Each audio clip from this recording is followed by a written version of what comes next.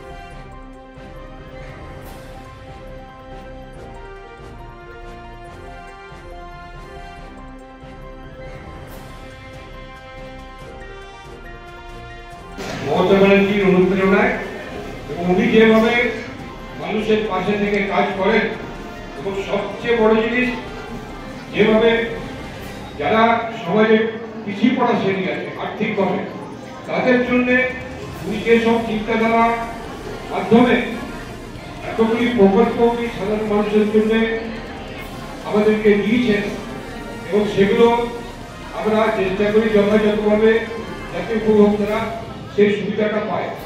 অনেকগুলি প্রকল্প নাম করতে গেলে তো অনেক সময় লাগবে, আমি কয়েকটা আপনারা সবাই এখন সেগুলো যে সুফল সেটা কিন্তু আপনারা ভোগ করছেন।